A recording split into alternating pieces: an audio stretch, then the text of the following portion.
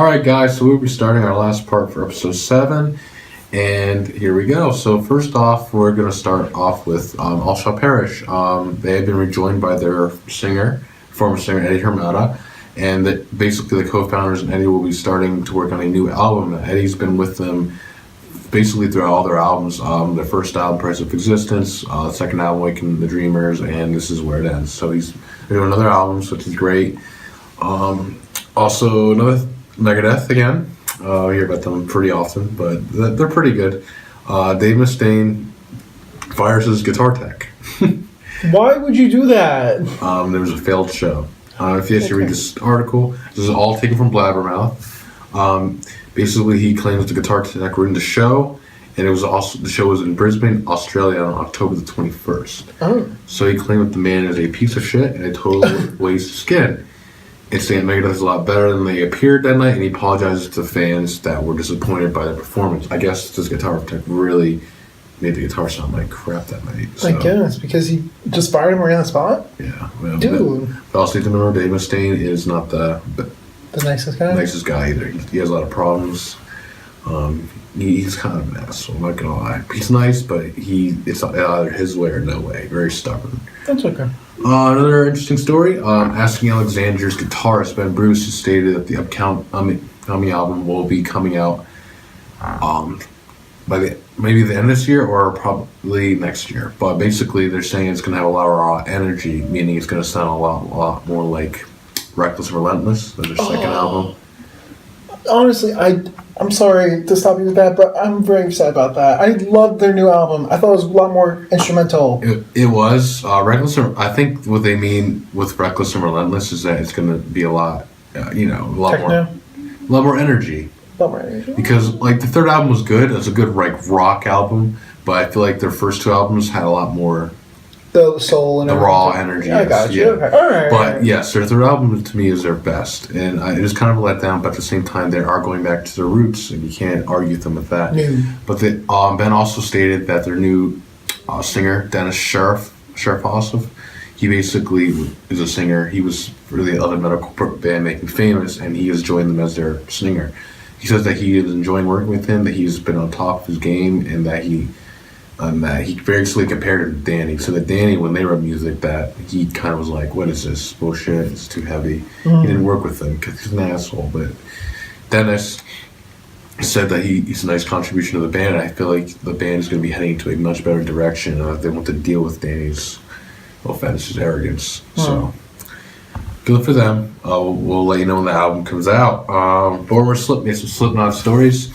Former Slipknot drummer Joey Jordison has just completed his new album, but he has not stated whether this is a sophomore album for his new band Scarlet Martyr, as they lost a singer, Henry.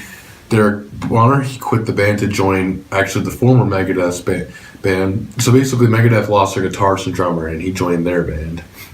You can't join both. Come on. They call Active Defiance, and so now we're like, is this a solo piece of work or is this part of Scarlet Martyr? We don't know. Hopefully, he clarifies that.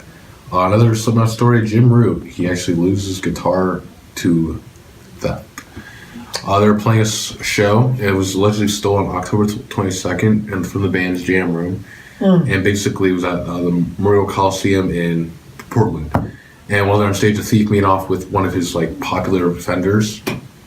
Actually, Jim Root's longtime friend, I think her name is Christina Saba. She's actually in the band Lucana Coil. She stated on Instagram that she understands that someone did this because they want something from their idol, but that was the wrong way to go about it. That was. And that Slipknot will be nice enough if they return it to them, right away, that they won't press charges, and that will be it. But if they don't, if they get caught, they'll face the consequences, and they will lose the band's respect. So hopefully they return it, because that is wrong, because he probably has a lot of memories with that guitar, and it was not theirs to take. No. At all. People were screwed up. Killswitch Engage drummer. Peter Foley said that the next album will be a lot more different than usual.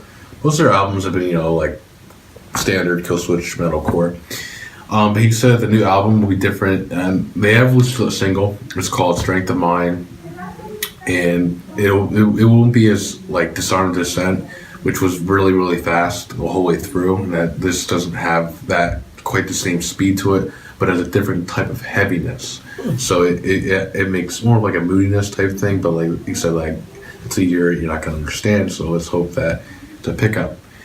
Another Dave Mustaine story. He says that Megadeth is hoping that he thinks that this album is going to bring excitement of Peace Sells, which is one of their top selling albums from when they first started. He said that over the time that they have now been able to basically incorporate melody into metal.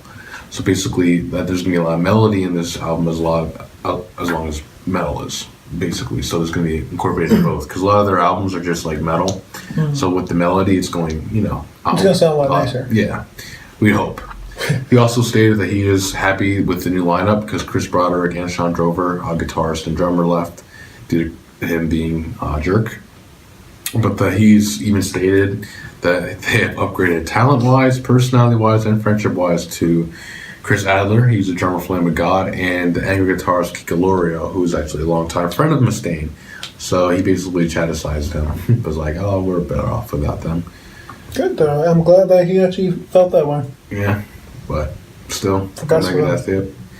Lorna Fieldy, he is the bass player for Korn. A lot of album news, actually. He basically said as well that this is going to be bringing it back to the band's integrity, and that a lot of the old-time Korn fans are going to like this album because it's going to be very heavy, and that a lot of people have not liked their recent releases because they gotten criticism basically because they've been incorporating too much dubstep into their songs, and they're not like a dubstep band. They're more, you know what I mean? Mm-hmm. Their new albums, listen, they do incorporate a lot more techno, and a lot of old-time rockers of Korn don't like that as much, and so they want something more heavy, like their past music. That they're they're not the band, they don't sound like themselves. They're getting to that point. But the Korn guitarist also said that the album is heavier than anyone else has heard Korn in a long time, so that's going to be interesting. Let's hope that that's true and they kept their word. Slayer, they kicked off their European tour in Tilburg, so they're starting the tour for their new album, Repentless, which released in September. It was a follow-up to World's Painted Blood, so good to them. Black Sabbath, another old-time metal band, actually they're the founders of heavy metal, has announced a second batch of U.S. tours. So if you aren't able to see them in the spring, they're going to be having a second batch starting in August, I believe. It'll be wrapped up in September the 21st. So if you haven't seen them in spring, definitely check them out. This will be their last time touring. Fortunately, it's not going to be with their original drummer, Bill Ward, because he had contract dispute. So basically it sucks, but it'll have the original lineup. Besides that, Tony Iommi, Geezer Butler, bass player, and Ozzy Osbourne. They'll be the original, so check them out before they go. They don't want to miss them. And last but not least, Suicide Silence. They actually stated that they're ready to work on a new album as well. When that will happen, I don't know, because Eddie Hermina is, like I said in the beginning of this video, he is doing a new album with All Shall Perish. And also, let's see where the direction the band's going, because, it's kind of hard. I feel like Mitch Flecker is irreplaceable. He's a great man. But that's it for music this week. That is actually the end of our episode as well. And we will be doing an end plate. And here we go. Guys, you have seen all the parts to episode 7. If you have not seen the entertainment or the technology part, please click on these little tabs right here. And right here is the game part where he played Uncharted. Definitely check out all these parts of the episode, and we will see you guys in episode 8 next Thursday. And before we end that, happy Halloween to all Halloweeners. Basically, whatever you do, you're partying, trick-or-treating, have a good holiday. Due to the fact that it is Halloween week, we actually are posting our monthly top 10 videos. I actually have one, and Shane has one as well. It will be, and that'll also be in along with episode 7. Just check out our channel and check it out. We're basically talking about our favorite top 10 horror films, what we thought was we liked about it, and hopefully you like it. Remember to comment, like, and subscribe on all our videos, and we will see you here again next week for episode 8. I'm Jake. I'm Shane. And we'll see you then.